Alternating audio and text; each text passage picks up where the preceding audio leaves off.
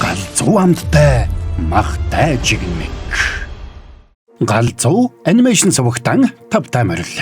За, тавлаг сайхан манайхан ордончтой анимашнд анхаараа гүмбөрөөгөө уужилж өршөө. Нэг мэтгэл цаг хугацаа яваад одоо 30 хоног өнгөрцөн байх юм аа. Тэгэхээр хэдэн бороонд нь анимашн мартаагүй.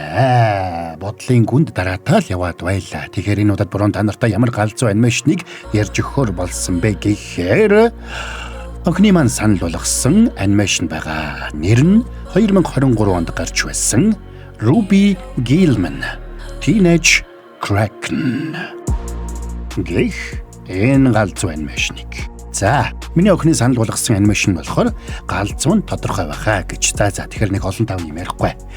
Хэдэн борнууд нь энэ галзуу анимашныг Хунжи брендийн жинхэнэ борцолсон махтай жигмэгтэй хамтран хүргэж байна. За үнэн галзуу гоё амттай махтай жигмэгийг гэдэнгээ програмын тайлбарыг үзээрэй гэж. За тэгээд саба драгуул саба дардсан бол лайк дарахтал болоо явчих байгаа юм. Бас галзуу кино Instagram хуудасаар дагаарай. Ингээд энэ галзуу анимашна эхлүүлцгээе.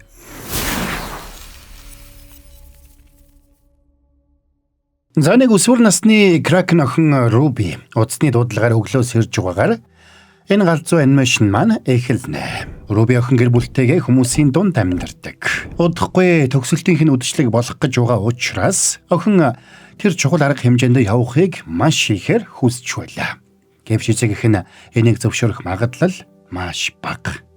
Учир нь төгсөлтийн үдшилэг нь хөлөг онгоцон дээр болох бол Kraken-ы гэр бүлийнхэн ус руу орохыг хатуу хоригддаг дүрмтэй байж. Ягаад гэдгийг Ruby мэдэхгүй энэ дүрмийг чандлан сахиж иржээ. Ruby ээжигээ ятгаж зөвшөөрүүлэхээр төгсөлтийн үдшилгийн аялал аюулгүй болно гэдгийг нотлох танилцуулга хийсэн ч ээж нь зөвшөөрсөнгүй. Далай бидэнд аюултай шүү дээ. Тийм болохоор бид энд нүүж ирсэн. Аав нь ээжтэй санал нэг байна. Хураа газар дээр амьдрах болсон Ruby-гийн гэр бүлийнхэн бүгдээрээ дор бүрний амжилттай явж байлаа. Ээж нь амжилтанд хүрч яваа үл хөдлөх хөрөнгө борлуулагч байсан бол аавынх нь шинэхэн эхлүүлсэн контент нэлээд олон үзэгчдийг татаж чаджээ. Тэр бүхэл дүү Сэм нь хүртэл баг сургуулийнхаа Dodgeball-ын шинэхэн од болсон байна. Харин мань Ruby бол математикта гавл. Бас далайн ёроолын амьдралыг судлах дуртай. Наад ном одоо хүртэл судалсаар байгаа юм уу? Хүмүүс далайн ёроолын ертөнцийг мэддэг гэж боддог ч үнэн дээр маш багыг мэддэг юм шүү дээ. Тийм л дээ. Гэхдээ би далайн ёроолыг мэдэхгүй шүү дээ. Тэнд чинь гайхалтай амьтад олон байгаа. Бас мангасууд ч байгаа. Мангасууд бидэн шиг Kraken-уудыг устгахыг хүсдэг. Тийм болохоор л бид аюулгүй байх үүднээс хүмүүсийн дунд амьдарч байгаа юм шүү дээ. За ингээд бүгд жирийн хүмүүс шиг байж өдрийг эгэл жирийн өнгөрүүлэхээр тохирцоогоод гарч явлаа.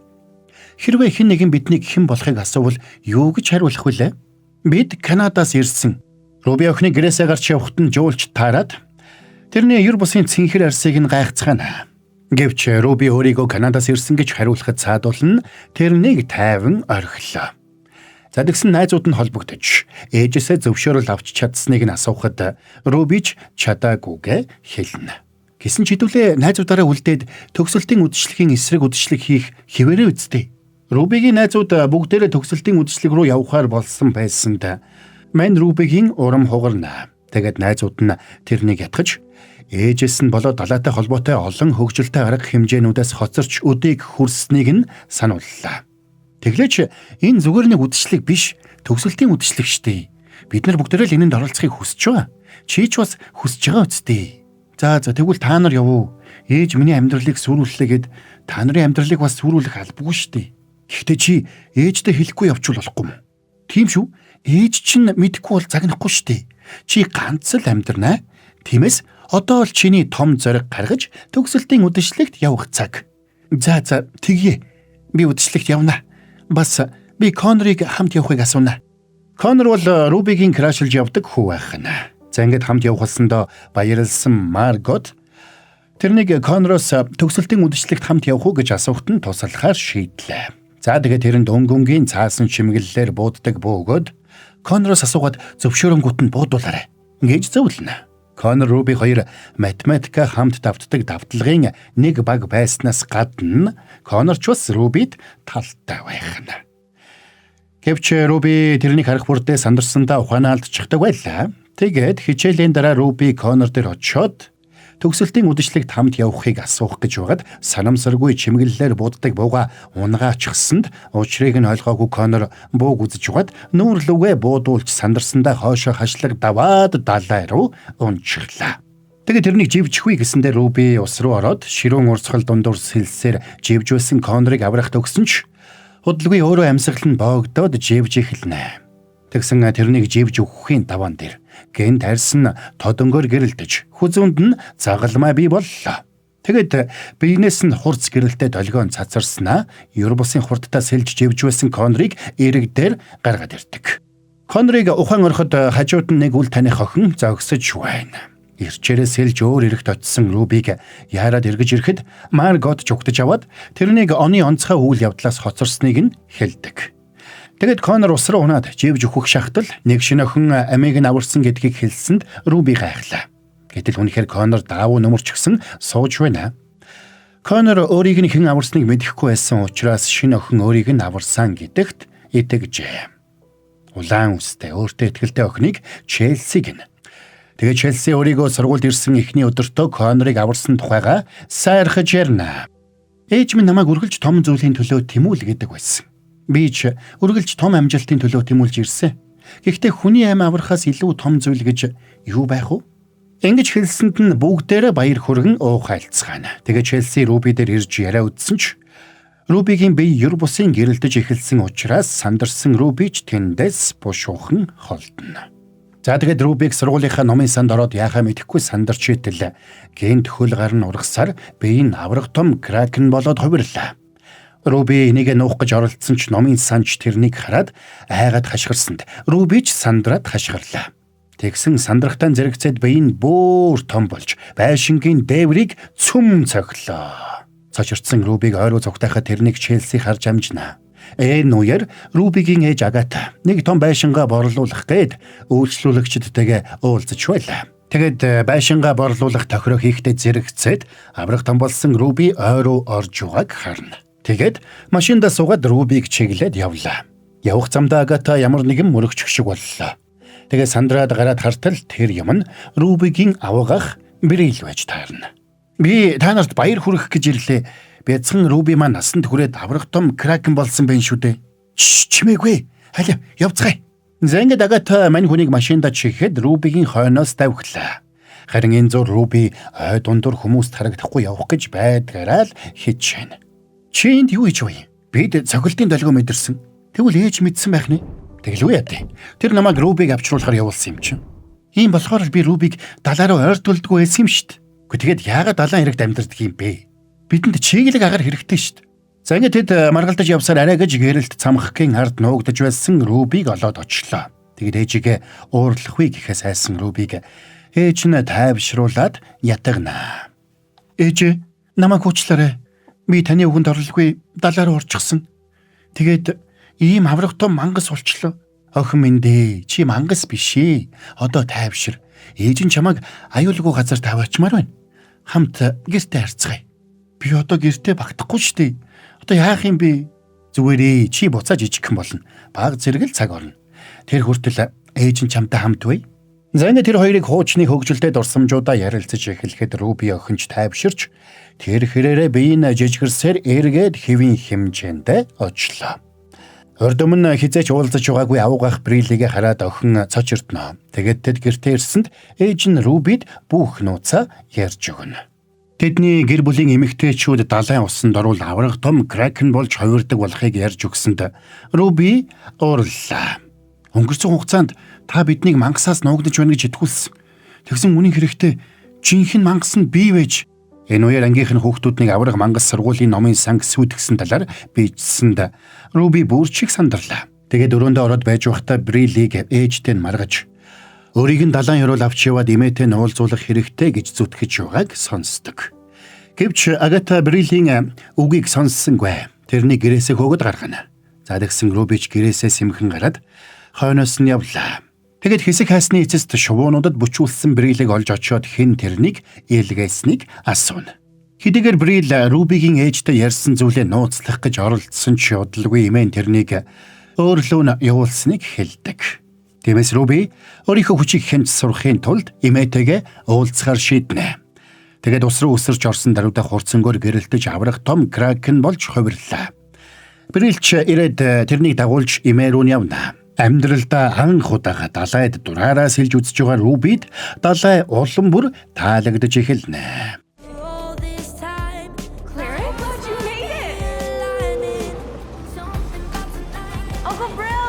Being in the ocean.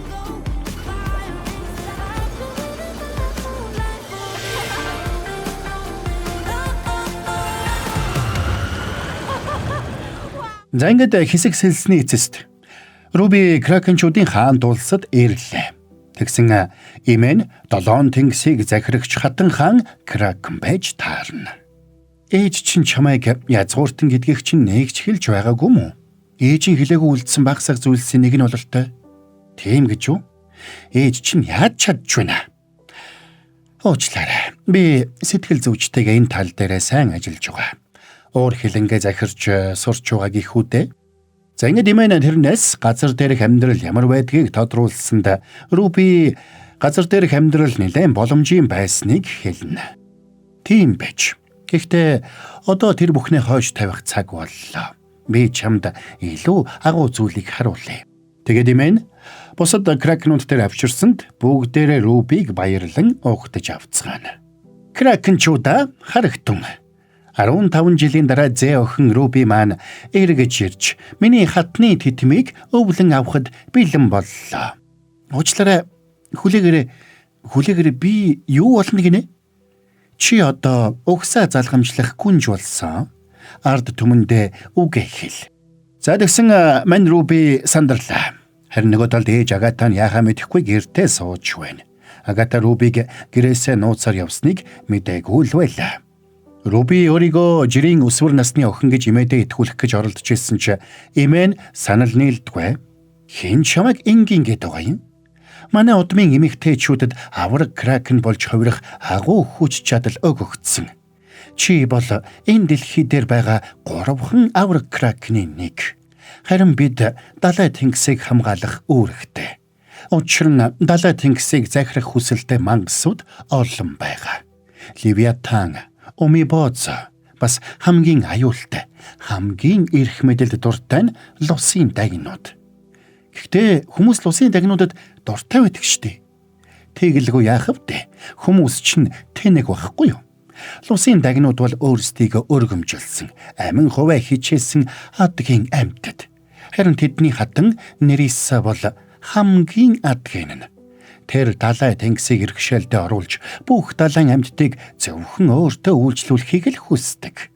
Хэдийгээр лусын дагнууд авраг кракны эсрэг ямар ч хүчгүй боловч тэд эртний нууц зэвсэг болох далайн шидэд чадыг олсон юм. Тэр бол авраг кракныг устгаж чадах цорын ганц зэвсэг. Өмнө нь шидэд чадаар зэвсгэлсэн лусын дагнуудтай кракенчууд дайджээ. Тулаан ширүүн болсон ч азуулахад Рубигийн ээж Агата Нерисагаас чадыг нь булааж аваад лусын дагнуудыг ялж чадсан байна. Гэвч Агата лусын дагнуудыг бүрмөсөн ялах боломжтой байсан ч боломжоо ашиглалгүй чадыг хаа нэгтээ нуугаад өөрөө хаан тулсаа орхиод хүний ертөнцид амьдрахаар явсан нь тэр байжээ. Чи бол кракен болж хувирсан хүн биш. Харин хүмүүсийн дунд нуугдж байгаа кракен. Чи өөрийнхөө мөн чанарыг ухаарах юм бол кракны хаан тулсын хатан болохоос хизээж ухрахгүй. Мэдхгүй юм да. Би математик дуртай. Бас Конорт. За яах вэ? Тэгвэл чи яв да. Чамтай хамт байх сайхан байлаа. Надад үннийг хэлж өгсөн танд баярлалаа. За ингээд Руби гэрлүүгээ буцаад сэллээ. Сэлээд явж байтал нь хотынх нь өвгөн далайчин тэрнийг барьж авах гэж оролддог. Руби Тросноос нь мултрах гэж хичээж байхдаа Тростой нь улмал орооцолдож байлаа. Тэгээд далайчин тэрэн лөө аврах том чадар харавсанд Руби амиа алдах аюулд орно. За баруун та нартай гэлсний галзуу амттай юм хэлээдлээ. Тэгэхээр хэдэн баруунуудтай хамтарч ажиллаж байгаа хунжи брендийн махтай жигнэмэг байна штэ. Эднийх маань бүтээгдэхүүнээ ингээ биднэрт амсуулахгүй юу? Тэгээд хэдэн баруунууд нь амсаж үзээд бас гэрийнхэндээ амсуулаад те. Тэсэн чи биднэрт үнэхээр таалагдсан байдаг юм аа. Нэрэ худлаа гэдэг жаа биш шүү. Нэрэ үнэхээр одоо мах орлуулагчгүй яг ориг борцолсон гоё махтай жигнэмэг Тэгээд айгүй олон гоё төрлүүдтэй те өөрөөр ингэсэн өвөрмөц амтуудтай ингээд үнэхээр галзуу санагдсан болохоор та нартай бас санал болгоё гэж шийдсэн юм аа. За тэгээд энэ Магтай жигнэмгийн энэ галзуу амтыг та нар маань мэдэрмээр байвал GS25 зах жижиглэн худалдааны төвүүдээр байгаа юм байна шүү гэж. За тэгээд нэг юм байна. Анхаарлаа хандуулсан баярлалаа. Тайлбараа үргэлжлүүлцгээе. Тэгсэн аз улхад нэг л усын дагн ирээд орооцолдсон тросноос нь сулалж өглөө. Гэтэл тэр лусын дагн нь нөгөө шинэ охин Челси байсанд Руби шок. Харин далайчин тесрэх бөмбөг шийдсэн ч мань хоёр амжиж тэндээс зугтааж чадлаа. Амийг нь аварсандаа баярлсан Челси тэрнтэй найзуулж далайгаар хамт сэлхийг хүссэн ч Рубид шинэ найзтай болох сэтгэл зүй байсангүй бушуухан шиг л гэртээ харихыг хүсч байлаа.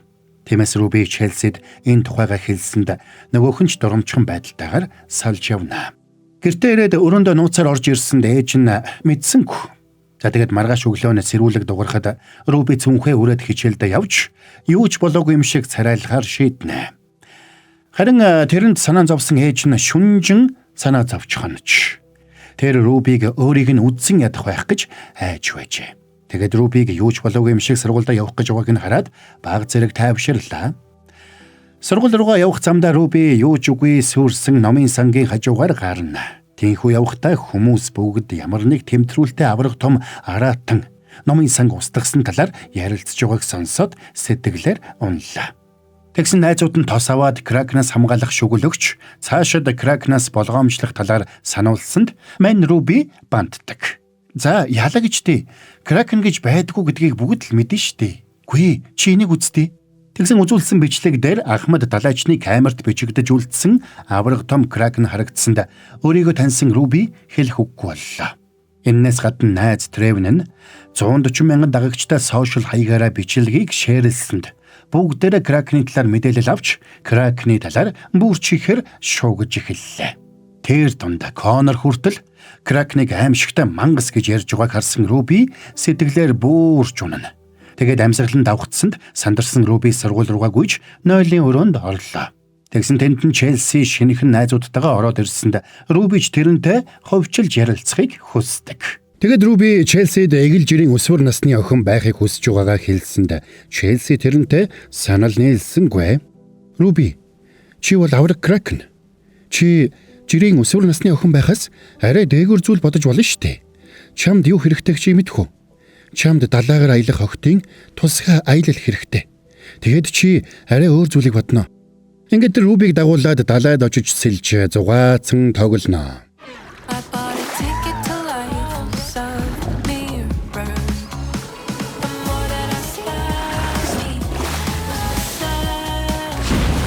Тэр хоёр өдөржин зугаалаад оройн далайн ертөнцийн талаар ээлдвийг ярилццгаана.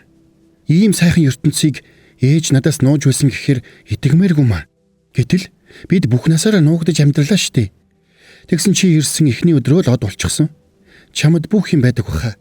Үгүй шидэж чадны тулаанаас хойш лусын дагнууд бид бүгд зогтож нуугдаж амьдрах болсон. Тэгэд би энийг тэсээгүй учраас зугтаачихсан. Би их ганцаардсан. Гэтэл чамтай найзуулчлаа. Одоо би дахиж ганцаардахгүй. Хэрвээ лусын дагнууд кракенчуудын хоорондын зөрчил тэмцэл байгаагүй бол хоёулаа эргчлөөтэй байх байж шүү дээ. Хоёулаа ерөөсөө энэ асуудлыг шийдэцгээе. Энэ бүхнийг зогсоох арга байх л ёстой. Тэгж чадвал чи эргчлөөтэй болж харин би эмээгийн хилээд тухай аимшигтай тулаанч болох шаардлагагүй болно. За тэгсэн Челсигийн сэтгэл хөдөлж хэрв алга болчихсон шидэж жадыг олох юм бол тэр жадны хүчээр өөрсдийн хоёр төрлийг эвлэрүүлж жад тэдний эв нэгдлийн бэлэг тэмдэг болж болох юм гэдгийг Челси хэлсэнд Рубич санал нэгдлээ. Тэгээд Челси далайн бүх энергийн их сурвалж болсон нэг газарт Рубиг дагуулж ирлээ. Шидэж жадыг Рубигийн ээж тэнд нуусан гэдэгт Челси итгэлтэй байдаг. Энд байгаа гэдгийг чи яаж мэдж байгаа? Ээж чинь жадыг энд нуухыг манай ээж хараад жадыг авах гэж яваад амиа алдсан. Танай ээж манай ээж хоёр дайснууд байсан юм а. Тэгээ Челси Руби тэндээс ундран гарч байгаа урсгалуудыг сүлжиж явсаар төвд нь нуусан жадыг авах хэрэгтэй гэдгийг хэллээ. Зөвхөн авраг Кракен л энийг давж чадна. Энийг авч чадах Кракен бол чи Руби. Ингээд аргагүй байдалд орсон Руби тийшээ орохоор шийднэ. Тэгээд тэндээс ундран гарч байгаа долгионыг маш хүчтэй болохыг шалгаж үзээд Кракений хүчийг ашиглаж сурахаас нааш тийшээ орж чадахгүй болохоо ойлголоо. Тиймээс Руби шууд имээ дээрээ очиж Кракений супер хүчийг яаж ашиглахыг заалгана. Тэгээд эхлээд ширүүн урсгал дунд сэлж сурдаг. Гэвч сэлэх чадварт суралцсан нь хараахан хангалтгүй байлаа. Тиймээс Руби дараагийн өдрүүдэд шаргуу зүтгэж Кракений хүчээ ашиглаж бас нүднийхээ лазераар буудаж биеэ хамгаалагч шиг хатууруулж сурлаа. За ингээд нэлээд бэлтгэсний эцэст Руби нөгөө их хүчний төвд очиж тэнд нуусан жадыг харсан ч жадыг тойрч хүрээлсэн бүрхүүлийг нэвтэрч чадсангүй. Тиймээс эцсийн мэхээ хэрглэж ээжээсээ зөвлөгөө авахар шийднэ. Харин аав дүү хоёр нь Брилтэй хамт Ахмад далайчны багт элсэж далайд гарсан байна. Ахмад далайчин Кракенийг устгах ёстой гэж хаасайгүй ярьж баг бүрдүүлээд далайд гарах гэж байсан учраас тэд зориуд багт нь элсэн нь тэр байж. Тэгэд тэд далайд гарсан хойноо төлөвлөсөн ёсоор Рубигийн тэжээвэр амьтныг ашиглаж тэрнийг Кракений зулцаг агнж чадсан гэдэгт итгүүлдэг. Руби Челси хоёрыг очиход ээж нь нэг хүлээн авалт зохион байгуулж байлаа. Тэгэд Руби ээжтэй Челси гэдэг лусын гүнжтэй найз болсноо хэлж хамтдаа далай тэнгисийг амар амгалан газар болгохын тулд нэг чухал төлөвлөгөө боловсруулснаа хэллээ. Гэвч ээжтэй уулзахаар хамт ирсэн Челси хаашаачим алга болчихч. Тэгсэн энийг сонссон даруйда ээж нь сандраад тэрнийг дагуулад дотогшоорно. Чи ямар аюултай зүйлдэ орооцолдод байгаагаа мэдчихэв үү? Бид нар энд нуугдах болсон нь ерөөсөө лусын дагнуудаас болсон юм штэ. Битээ санаа зовоо. Челси ээжээсээ өөр. Ээж нь лусын дагнуудын хатан. Тэгвэл чи бүрж аюулд орсон байна.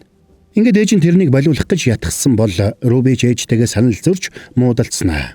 Маргалдаж байхдаа Руби имээ дээрээ очиж имээгээрээ тулааны бэлтгэлүүдийг хийдэг байснаа хэлсэнд ээж нь ууралж дахиж далай руу явахыг нь хатуу хориглодог. Тэгсэн Руби дэлбэртлээ ууралж авраг том Кракен болж хувраад байшингийн цаадханыг цөм цохиод ой руу явлаа. Агата, юу болоод байгаа юм бэ? Руби яач вэ? Тэр Нэрисагийн охинтой найзалж. Бас ээж тэрнийг тулаанд бэлтгэж байсан байна. Бүтэн 15 жил өнгөрчөд байхад одоо ч ээж надаас салахгүй зууралцаар байна шүү дээ. Руби одоо намайг үзэн ядах болсон. Яваад охиноо олж аваа. Би ээжтэй уулзчаад ирье. Энэ үеэр ууралсан Руби Челсиг дагуулад шидэд жадны байгаа газар руу сэлж явна. Харин ээж нь имээ дээр нь ирлээ. Миний охиноос хол вэ? Миний зэ охин уу? Хаан улсын угсаа залгамжлах гүнж үү? Та тэрнийг өөрийнхөө аюулд оруулж болохгүй. Харин чи тэрнийг хүсээгүй амьдралаар нь амьдруулж байна. Чи охиноо зугтаж нуугддаг нэгэн болгож хүмүүжүүлж байна. Би тулаанаас хизээж ухарч байгаагүй. Би хайртай бүхнийхээ төлөө тулалдаж ирсэн. Одоо ч амьдралын төлөө тэмцсээр байна. Харин та бол зүгээр л тулалдах дуртай Кракен. Тэр чинь ердөөл нэг гинэн жаахан охин шүү дээ. Одоо тэр лусын дагинтай найзалж байна. Нэрисагийн охинтой. Нэрисагийн үү? Нэрисад охин байдгүй штэ. За ингээд мань хоёр сандарч Рубиг олохоор яаран явцгаана. Харин Руби шидэд жадыг авахар бүх хүчээрээ зүтгэж байна.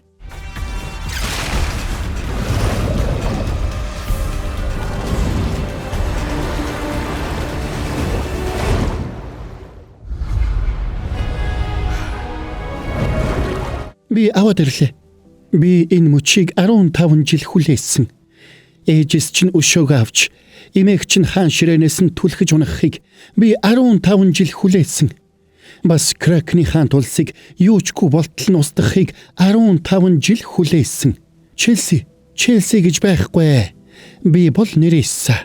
Харин чи ердөөл нэг тэнийг өсвөр насны охин. Тэгээд Нэриса Рубигийн гарыг жадлаад хологигч нь шидлээ. Энэ үед хөлөг онгоцсонд төгсөлтийн үдэшлэг эд өрнж байлаа. Тэгсэн далайгаас хурц гэрэл гарч авраг том болсон Нэриса гараад ирлээ. Тэгээд далайн эргийн байшин эвдэж эхэлсэнд Рубигийн ээж эмээ хоёр нь ч гараад ирцгэн. Миний охин хаан байна. Би салах ёс хийчихсэн. Гэхдээ эхлээд энийг гартаа оруулж авсан. Далайн хамгийн агуу дайчин хүмүүсийн дунд нуугдаад л өрөвдөлтэй гэдэг нь. Хинч миний охинтой ингэж ярихгүй шүү. За ингээд тэр хоёр хүчээ нэгтгэж Нэриса руу давталлаа. Энэ үеэр Брил Руби дээр очиод тэрнийг урамшуулна. Ээж чинь далайгаас яагаад явсныг би саяхны хүртэл ойлгодгүй байсан. Тэгсэн би танаад очиод тэрнийг ямар гайхалтай амьдрал цогцлоосныг харсан. Тэгээд ээж чинь сонголтоо хийсэн болохыг би ойлгосон. Ээж чинь чамайг сонгосон байна. За тэгсэн Руби урам зориг орж чулуун дороос босоод ирлээ. Тэр жадыг нэг мөр устгах цаг ирлээ. За ингээд Руби гэрлүүгээ хар хурдаараа сэллээ. Энэ үеэр тулаан эд өрнж байна. Гэвч Агата далайн хатан хоёр Нерисагийн өмнө хүчин мөхөстнө. Тэгсэн Руби амжиж ирээд тэрэн лүү дайраад орно.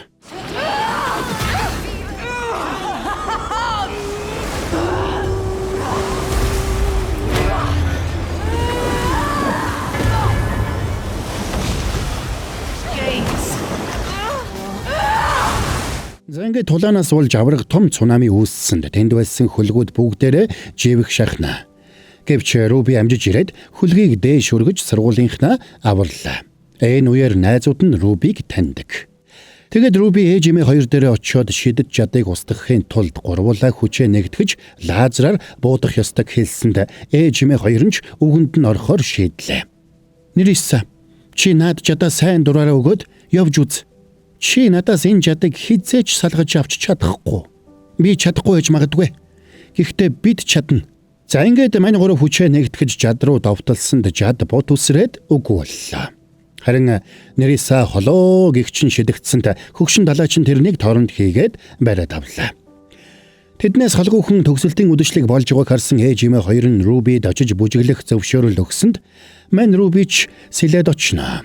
За тэгээд үннээ хэлээгүүдээ найзуудаасаа уучлал гуйсанд нөгөөдөл нь тэрнийг тэрвэрч аваад үргэлж найзууд байна гэдгээ хэлцгээнэ. Дараа нь Руби Коннороос төгсөлтийн үдэшлэгт хамт явахыг хөрсөнд Коннорч зөвшөөрлөө. Тэгээд тэд хамтдаа жаргалтайгаар бүжиглцгээнэ. Харин гэр бүлийнхэн тэрнийг холоос баяртай наргагүй харцгаана.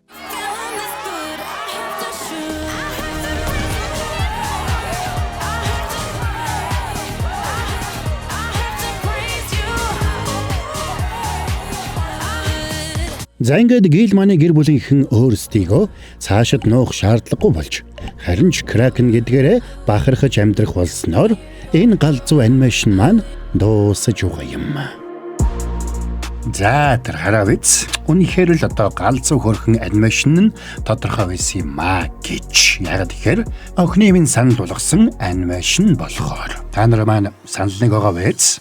Окей. Тэгэхээр санал нэг байгаа нь тодорхой байгаа. За тэгэхэд мөн буруу ч гэсэн та нарт ойлгохдоор ярьж өгч чадсан гэж найдаж байна. Тэгэхээр энэ галзуу анимашныг хэдэн бороонууд нь Хунжи брендийн жинхэнэ борцолсон махтай жигнэмэгтэй хамтран хүргэлээ. Үнэн галзуу амттай махтай жигнэмгийг та нар маань амсч үзээгүй бол амсаад үзээрэй гэж мөн буруу санал болгоё. Тэгээ амсаад үзсэнтэй харамсахгүй гэж.